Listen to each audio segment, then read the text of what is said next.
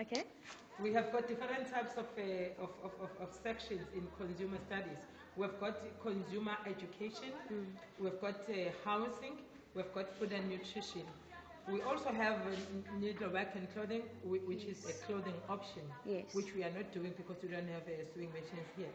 And then with consumer education, we're looking at different types of, we look at the consumers, the responsibilities, the rights, and then there is also another section about housing, where we study different types of houses.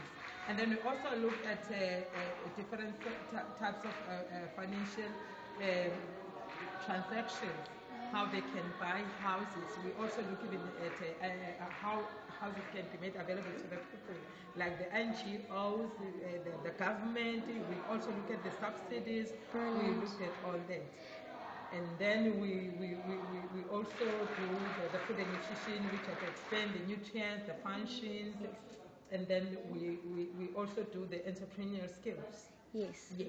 And then with that section, we're dealing mainly with imparting skills to them so that they can be able to open their small business after they live here. When we teach them here, we also do the costing.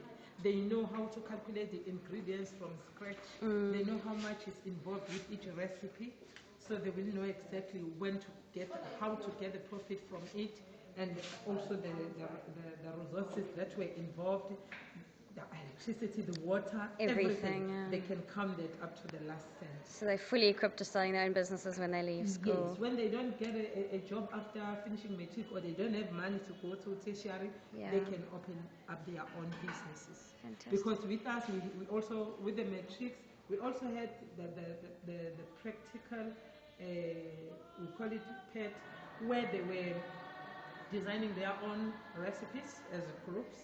There were groups of 6. They were designing their own recipes, and then they were calculating all the ingredients, everything that was needed from scratch. It was them. I didn't assist them.